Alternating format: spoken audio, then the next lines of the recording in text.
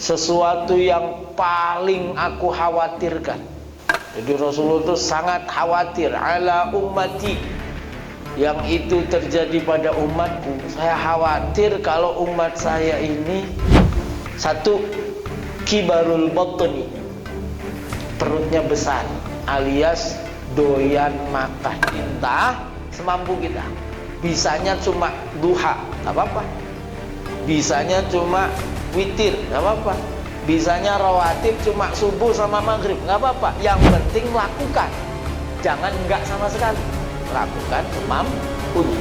Tapi kalau larangan mutlak,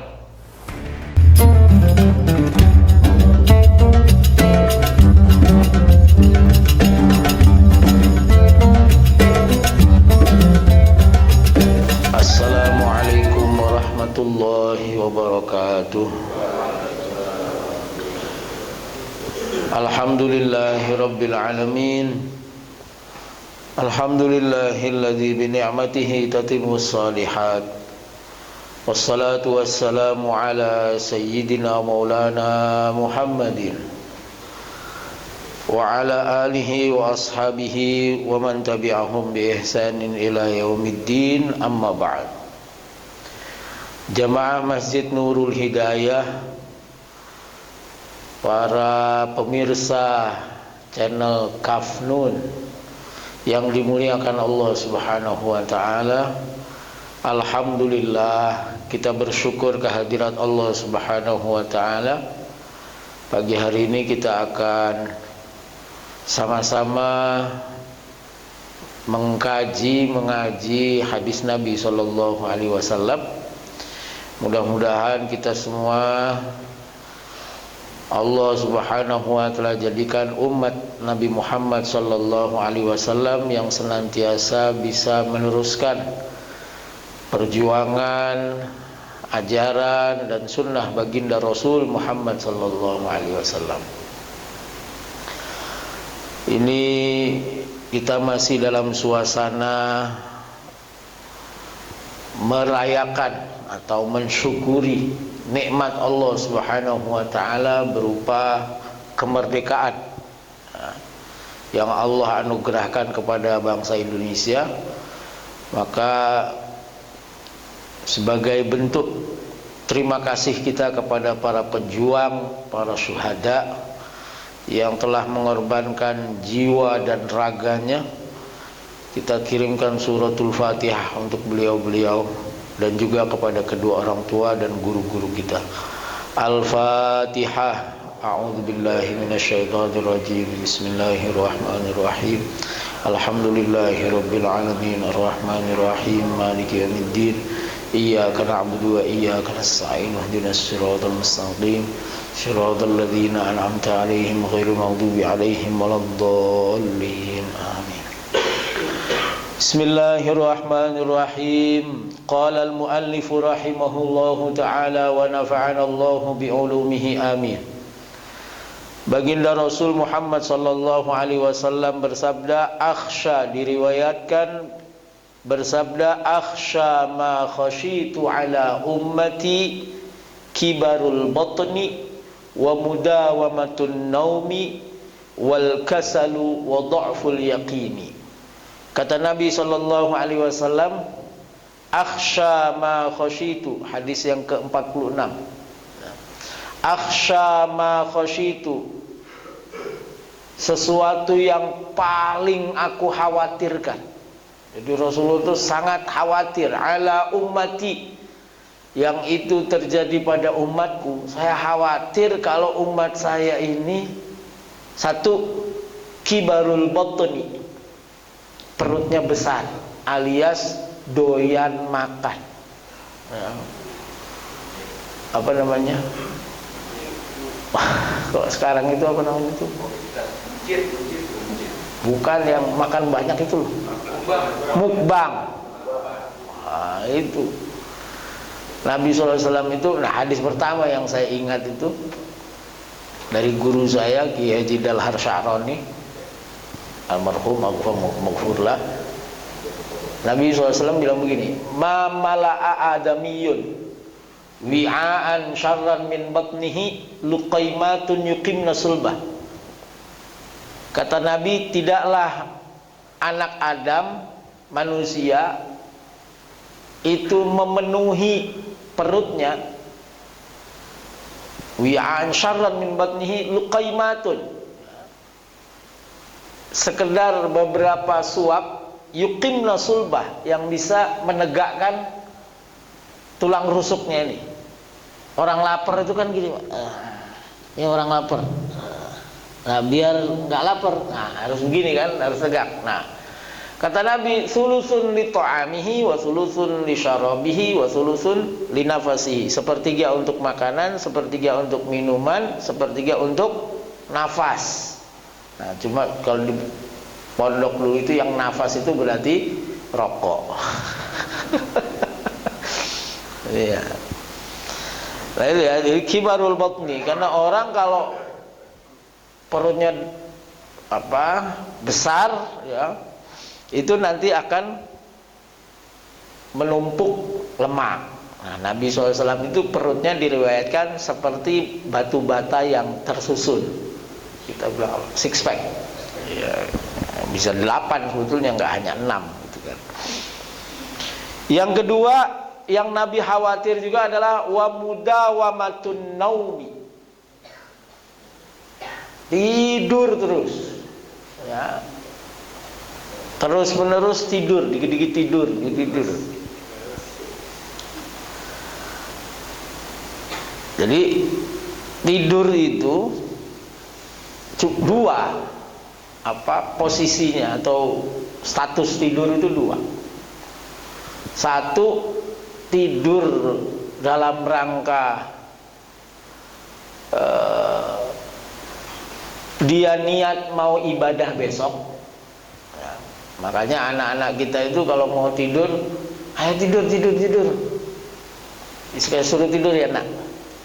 Hah? Iya kan, disuruh tidur, ayo tidur. Terus kalimat sudahnya apa? Besok sekolah. Nah, itu salah ya.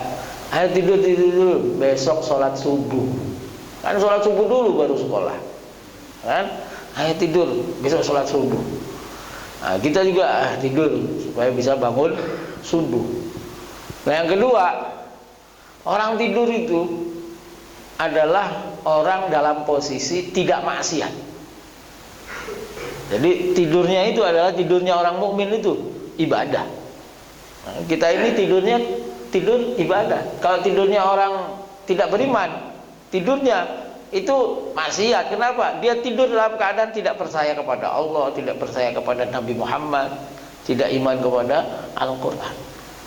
Sementara kita tidur dalam keadaan iman kepada Allah, iman kepada Rasulullah, iman kepada Al-Quran, malaikat dan seterusnya, dan tidak maksiat. Nah, jadi lama tidur itu yang dimaksud di sini apa? Tidur terus, malam tidur, siang tidur. Ya, seperti apa? Kalau dalam hadis yang lain itu diriwayatkan seperti bangkai, ya, nggak ada aktivitasnya. Mudawamatun naum. Tapi kalau tidur malam, Nabi itu salah satu sunnahnya adalah menyegerakan tidur. Jadi jam 11 tuh Nabi tidur. Tapi nanti jam 2 Nabi sudah bangun. Yang ketiga, wal kasalu, malas. Kasal itu ada dua. Kita tuh punya doa, Allahumma inni a'udzubika minal ajzi wal kasal. Allahumma inni a'udzubika minal ajzi wal kasal. Bedanya ajz sama kasal apa? Ajz itu tidak punya daya tapi punya kemauan. Punya kekuatan tapi nggak punya kemauan. Nggak punya kemauan tapi nggak punya kekuatan. Itu namanya ajz. Pengen ini, pengen itu tapi tak berdaya. Nah, itu ajz. Kalau kasal itu punya kekuatan tapi nggak punya kemauan. Bisa kita tuh berangkat, bisa, tapi nggak mau, ogah. Bisa baca Quran, bisa, tapi nggak mau. Bisa sholat, bisa, tapi nggak mau. Nah, itu namanya kasal. Nah, kita itu berlindung kepada Allah Subhanahu wa taala dari dua ini. Allahumma inni a'udzubika minal ajzi wal kasal. Ya Allah, saya jangan sampai saya ini punya kemauan gak bisa melakukan, atau punya kemampuan gak mau melakukan.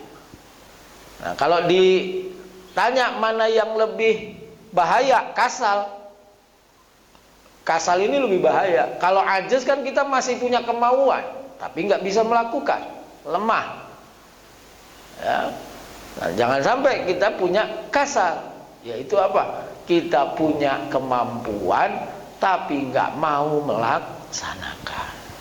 Nah, karena kebaikan itu pada dasarnya kita ini semua beribadah, berbuat baik, itu modal pertamanya itu adalah kemampuan. Dikasih anugerah nih sama Allah Subhanahu wa taala badan ini. Lalu dikasih hidayah, taufik berupa kemauan melaksanakan. Nah, orang malas itu mager, nggak mau gerak, nggak mau melaksanakan apa-apa, kasal. Wa dha'ful yaqini, dan yang keempat adalah lemah keyakinannya. Lemah keyakinannya. Orang lemah keyakinan itu penyebab utamanya adalah tidak ingat. Tidak ingat karena tidak tahu. Dia tidak ingat bahwa Allah Subhanahu wa taala Maha memberi kehidupan, Allah Maha memberi rezeki, Allah Maha memberi jalan keluar. Itu dia lupa, sehingga lemah keyakinannya. Kalau orang ingat kepada Allah Subhanahu wa taala, dia yakin dengan seyakin-yakinnya bahwa Allah Subhanahu wa taala itu pasti menentukan yang baik. Allah itu pasti memberikan yang baik. Allah itu pasti adil, pasti saleh, pasti berbuat maslahah, suatu yang baik. Nah, itu Nabi SAW khawatirnya itu sama empat itu. Satu, kebanyakan makan. Dua, kebanyakan tidur. Tiga, malas. Empat, keyakinannya lemah. Dua ini fisik, dua batin. Ini namanya keseimbangan. Di dalam hadis yang lain Nabi itu bilang innama akhafu atau inna mimma akhwafu ma akhafu. Saya itu paling takut, paling khawatir umatku itu antubsatolakumud dunya, dibentangkan bagi kalian dunia. Jadi Nabi itu nggak pernah khawatir umatnya itu dalam tanda petik syirik, enggak. Nggak ada tuh hadis, oh saya khawatir nanti kamu sesudah saya syirik. Enggak. Seringnya begini, Nabi tuh khawatir kalau kamu tuh begini, saya khawatir kalau kamu nanti dibentangkan bagimu dunia. Jadi kalau hari ini ada polisi syirik, nabinya aja enggak kok. Ya kita kan sering awas syirik.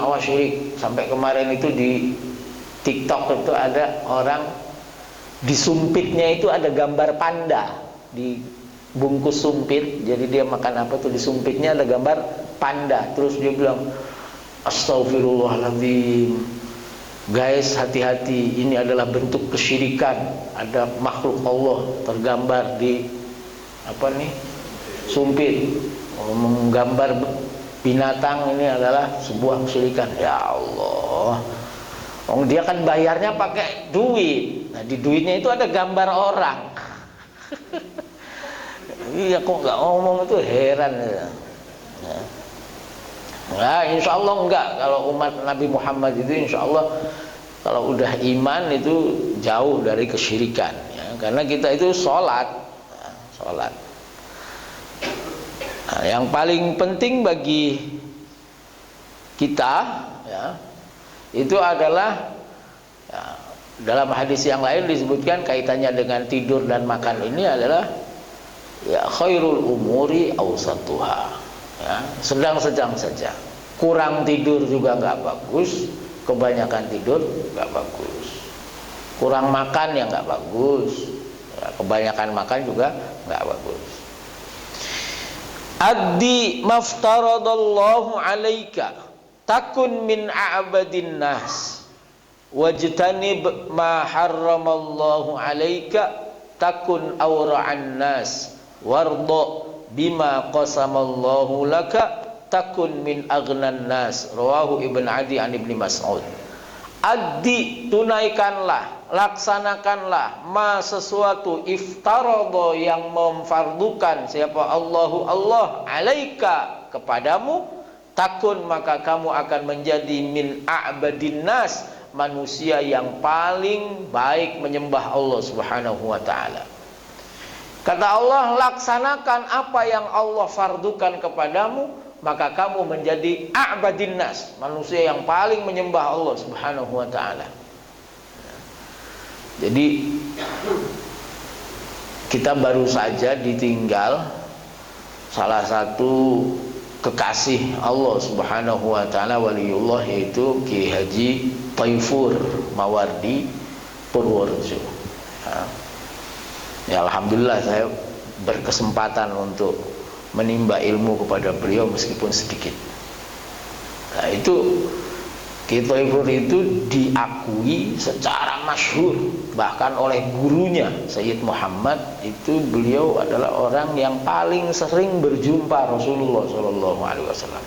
Hampir tiap hari mimpi ketemu Rasul itu hampir tiap hari. Suatu saat saya sowan ke beliau, terus beliau cerita, tadi malam saya mimpi ketemu Rasul. Ya, cerita. Jadi di dalam mimpinya itu beliau baca burdah Al-Busiri, itu Imam Busiri. Pada satu kalimat ya, faqan nabiyina, itu Nabi tersenyum. Kemudian ketika dilanjutkan wa kulluhum multabisuna ghurfan minal bahri, itu Nabi bilang, ayo ulangi sampai 3 kali. Jadi kalimat itu bunyinya, dan seluruh nabi-nabi itu mencari ghuraf, cibukan air dari samudra pengetahuan Rasulullah, samudra hikmah Rasulullah, samudra rahmah Rasulullah SAW. Nah, Ki Taifur ini itu memberikan pelajaran kepada semua santrinya atau semua tamunya itu, bahwa orang itu yang penting satu, yang fardu dilaksanakan, kefarduan dilaksanakan. Karena di dalam hadis Nabi yang lain, Nabi ada hadis qudsi, Allah Subhanahu wa taala berfirman, tidaklah seorang hamba mendekat kepadaku dengan kefarduan yang aku wajibkan kepadanya, dan tidaklah seorang hamba terus-menerus melaksanakan nafilah, kesunahan, hatta uhibbah, sampai aku mencintainya. Jadi untuk kita mendapatkan cinta Allah itu cuma 2, laksanakan kefarduan sama kesunahan. Kefarduan sholat, fardu 5 waktu. Sunnahnya apa? Ya rawatib, ya duha, ya witir, ya tahajud. Ini sholat yang hampir nggak pernah ditinggal oleh baginda Rasul Muhammad Sallallahu Alaihi Wasallam. Rawatib itu bahkan Nabi itu kalau kelewat itu diqodho. Nah, saya pernah cerita Nabi SAW itu pernah habis sholat asar, sholat 2 rakaat. Ditanya sama ibunda Aisyah, berarti ini di Madinah. Ditanya sama ibunda Aisyah, ya Rasul, apakah syariatnya sudah berubah? Ya kan habis asar nggak ada sholat. Kata Nabi, enggak Aisyah, tadi saya ghalabani dhuyuf, habis zuhur itu saya disibukkan oleh tamu, sehingga saya nggak sempat ba'diyah zuhur. Nah, ba'diyah zuhurnya diqodok sesudah asar. Itu saking apanya? Saking Nabi nggak pernah meninggalkan ba'diyah. Nah, berdasarkan hadis ini kata guru saya Kiai Zainal Abidin Munawwir Al-Maghfurlah, itu kalau orang biasa tahajud ya, kesiangan bangun azan subuh, ya udah habis mandi wudu, dia qodok tahajud. Habis qodok tahajud, sholat sunnah fajar atau sholat sunnah fajar dulu, kemudian qodok tahajud, baru ke masjid, tahiyatul masjid, terus sholat berjamaah. Itu berdasarkan hadis tadi. Oh, sholat sunnah diqadha. Kalau sholat sunnah diqadha, apalagi sholat fardu. Zuhur, asar, maghrib, isya itu. Subuh, zuhur, asar, maghrib, isya. Ya kan? Meskipun ada pendapat yang mengatakan bahwa tidak ada qadha sholat fardu, tapi berdasarkan hadis itu harus diqadha. Yang sunnah saja diqadha, apalagi yang fardu. Wah, saya dulu setahun nggak sholat, ya diqadha, dicicil. Ya, waktu muda saya, waktu SMA, kayaknya 3 tahun saya nggak sholat, nah, ya udah diqadha. Ya, dicicil. Lebih baik ya kita berusaha mencicil daripada nggak sama sekali. Itu jadi kefarduan, lalu kesunahan. Nah, habis sholat rawatib, sholat duha. Sholat duha itu sama sholat tahajud itu sama ininya, apa namanya, kapasitasnya. Karena sholat duha itu kita sholat di saat orang lagi lupa, orang lagi sibuk dengan dunia, kita sholat. Kalau sholat tahajud ya juga pas orang lupa, harus pada tidur, orang pada tidur kita sholat. Jadi duha dan tahajud. Nah, yang ketiga witir. Yang keempat witir. Witir itu Nabi senantiasa sholat witir sebelum tidur. Jadi Nabi, kata Ibunda Aisyah, Nabi tidak pernah tidur sebelum witir. Jadi Nabi witir dulu baru tidur. Habis sholat isya, ba'da isya, lalu witir. Witir minimal berapa? 3. Minimal 3. Meskipun ada riwayat di Sahih Bukhari bahwa sahabat Muawiyah witir 1 rakaat. Tapi jangan 1 ah. Sholat 1 nanggung apa? Iya, 3 lah, 3. Ya. Addi maftaradallahu alaika takun min a'badin nas. Wajtanib ma harramallahu alaika takun awra'an nas. Jadilah kamu, jauhilah apa yang Allah haramkan kepadamu, maka kamu menjadi orang yang paling wirai, orang yang paling terhormat, orang yang paling menjaga diri. Nah, kalau kata ulama, kalau kewajiban itu atau kefarduan atau perintah itu tugasnya, perintahnya adalah lakukan semampunya. Lakukan semampunya. Tapi kalau larangan itu harus tinggalkan total. Ya. Kalau perintah semampu kita. Bisanya cuma duha, nggak apa-apa. Bisanya cuma witir, nggak apa-apa. Bisanya rawatib cuma subuh sama maghrib, nggak apa-apa. Yang penting lakukan. Jangan enggak sama sekali. Lakukan semampunya. Tapi kalau larangan mutlak, total, nggak ada tuh semampunya. Saya bisanya cuma seminggu sekali, nggak bisa. Ya, makanya ada kaidah usul yang namanya perintah itu tidak menghendaki segera, tidak menghendaki pengulangan. Perintah itu. Tapi kalau larangan menghendaki segera dan menghendaki pengulangan. Kita nih misalnya diperintah sholat, adzan, langsung sholat, boleh. Nanti, boleh. Boleh. Ya, afdol memang di awal, tapi nanti boleh. Tapi kalau larangan, harus begitu larangan itu terbit, keluar, harus langsung segera. Yang ini perintah, nggak butuh pengulangan. Kalau udah sholat subuh ya sudah, nggak usah sholat lagi. Tapi kalau larangan ya terus dia berlaku. Nggak kemudian saya kan tadi pagi udah nggak mabok, boleh dong jam 8 mabok, nggak bisa, itu terus. Itu bedanya perintah sama. Nah, orang itu kata ulama akan lebih cepat mendapatkan cinta Allah dengan dia menghindari larangan aja. Asal dia nggak makan yang haram, asal dia nggak melakukan yang dilarang, aman. Meskipun ibadahnya dikit. Daripada ininya kenceng, tapi ininya nggak dijaga. Wah, sholatnya bagus, puasanya bagus, semua bagus. Sama tetangga nyakitin. Nah, ini nggak berharga nih. Jadi ininya dijaga meskipun ininya sedikit. Ininya tetap dilaksanakan, nggak kemudian dia tuh orangnya baik meskipun nggak pernah sholat. Loh, orang nggak pernah sholat tuh nggak bagus. Malam yusolli fal khairu minhu yuwalli. Nah, Ini ada yang mengartikan siapa yang tidak sholat maka kebaikan darinya berpaling. Orang nggak sholat nggak ada baik-baiknya. Ada yang mengatakan malam yusolli itu siapa yang tidak sholawat maka kebaikan berpaling darinya. Nah, dua-duanya aja pakai. Siapa yang tidak sholat maka kebaikan berpaling darinya. Kenapa? Kebaikan pertama itu adalah dia menyembah Allah. Menyembah Allah itu dengan melaksanakan perintah. Perintah pertama adalah sholat. Itu. Ya, jadi jauhi larangan Allah, wajtanib ma harramallahu 'alaika takun aura'an nas. Maka ketika kita melakukan sesuatu yang halal, mengkonsumsi yang halal, maka pada saat yang sama itu kita sedang menjauhi yang haram. Ya kan? Ketika kita minum air putih nih, wah bapak-bapak nggak dikasih air putihnya nih, mau mandi.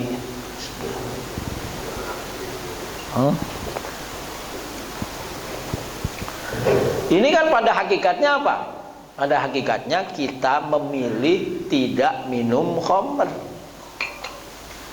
Jadi kalau kita minum air putih itu kita ibadah. Nanti ada makan-makannya. Nah itu ibadah, dapat pahala. Jalan-jalan dapat pahala. Jalan sehat kan? Dapat pahala. Kan jalannya nggak ke diskotik, cuman muter-muter sini doang kan? Iya. Kecuali jalannya ke diskotik baru dosa.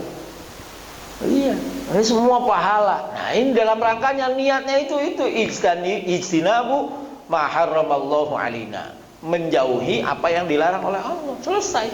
Maka jadi pahala semua. Oleh karenanya maka orang pokoknya kalau dia tidak bermaksiat, dia berusaha tidak maksiat, tidak ibadah, itu lebih cepat mendapatkan cinta Allah. Makanya kekasih-kekasih Allah itu, wali-wali Allah itu yang paling ditakuti apa? Maksiat yang paling ditakuti. Jangan sampai dia bergeser hatinya. Kalau Imam Al-Busiri itu atau wali-wali Allah itu yang namanya sholat itu 24 jam. Maksudnya 24 jam apa? Dia tiap saat itu wajahnya menghadap Allah, tidak pernah berpaling dari Allah sedikit pun. Berpaling sedikit, oh berarti dia sudah membelakangi Allah. Dia sudah membelakangi Allah, memunggungi Allah. Nah, kalau kita kan enggak, ya menghadap Allah pas sholat. Begitu udah kelar sholat lupa sama Allah. Gitu. Ya nggak apa-apa, nanti pelan-pelan, lama-lama akan senantiasa dalam kondisi mengingat Allah Subhanahu wa Ta'ala. Yang ketiga, wardo bima qasamallahu laka, ridholah, senanglah terhadap apa yang Allah bagi untukmu, takun min aghnan nas, maka kamu akan menjadi orang yang paling kaya. Nah, dulu guru saya ngajarin syairan, itu bunyinya begini. Saya masih ingat.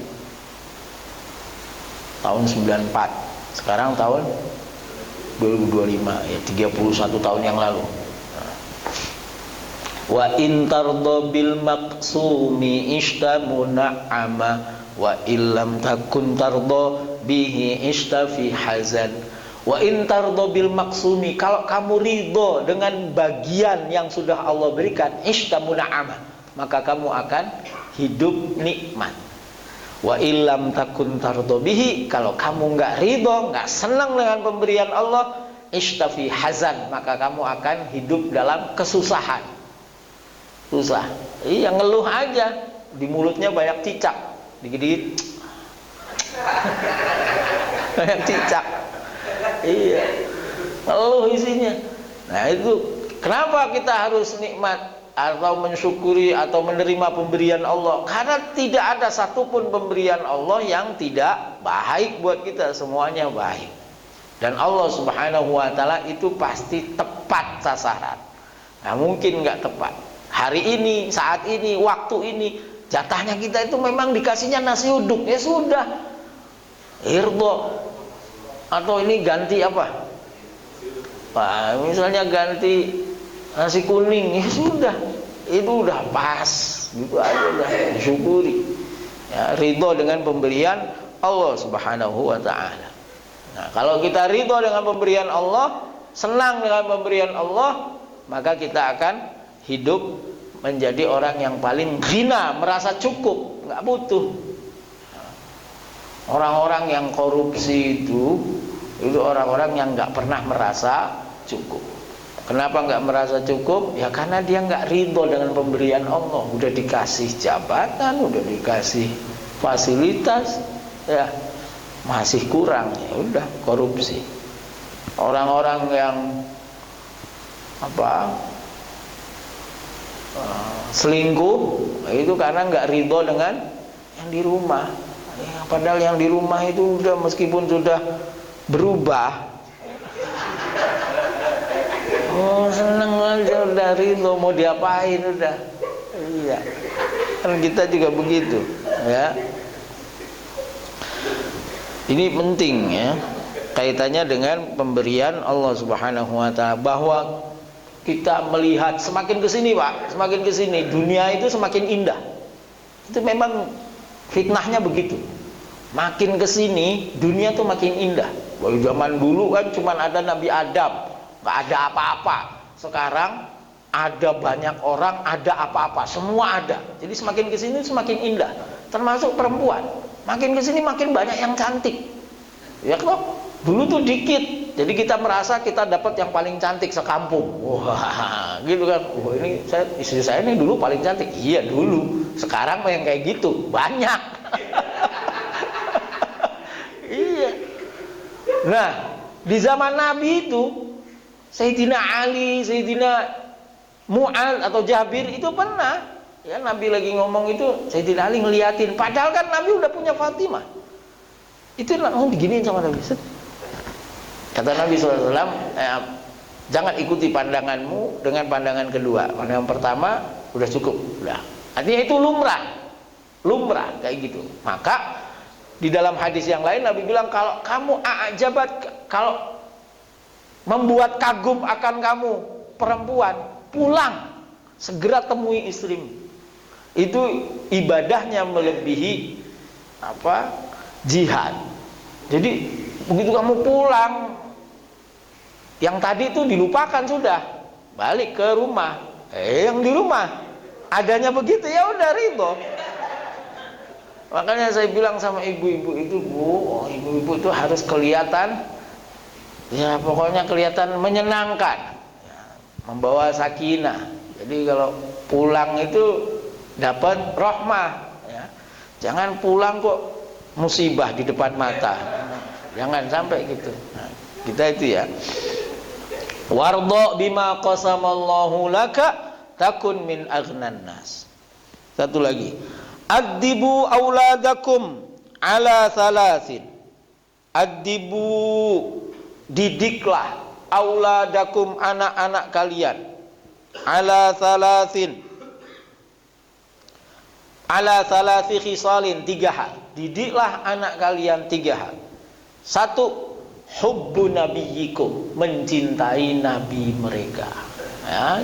Anak-anak kita harus kenal sama nabinya dan mencintai nabinya. Jadi apa-apa kita bilang, ayo kanan. Nabi bilang kanan loh kalau makan minum. Ayo baca bismillah, ayo alhamdulillah, dan seterusnya. Kemudian wa hubbu ahli baitihi, dan mencintai keluarganya, ya.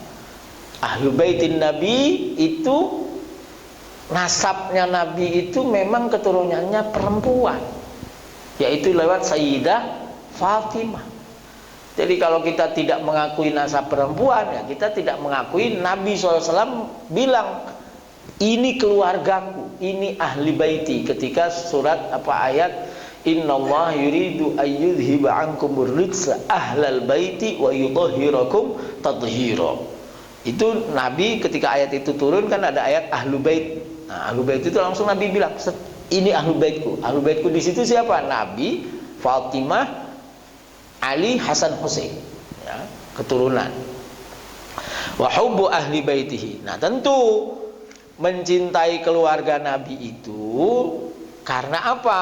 Karena itu adalah keturunan Nabi Shallallahu Alaihi Wasallam, ya, yang akhlaknya baik, ya, yang alim dan seterusnya. Yang ketiga, wa qiraatil Qur'ani, dan membaca Al-Quran. didik anak kita untuk membaca Al-Quran. Saya kok setengahnya bilang begini ya, percuma anak kita bisa baca buku ini, bisa baca ini segala macam, tapi nggak bisa baca Quran. Itu percuma. Nauzubillah min dzalik. Ya, jangan sampai, wah Pak telat, anak saya sudah SMA. Nggak ada kata telat, masih ada waktu. Oh, dia malu kalau ngaji di masjid, panggil guru datang ke rumah. Ya, jangan sampai kita rela bayar jutaan untuk sekolah, tapi kita nggak bisa bayar, artinya memberi bisyarah buat guru ngaji. Ya, jangan sampai. Ya, buat sekolah jutaan, SPP-nya rata-rata berapa? 1 juta ya sebulan. Iya, 500.000 itu udah paling murah di sini.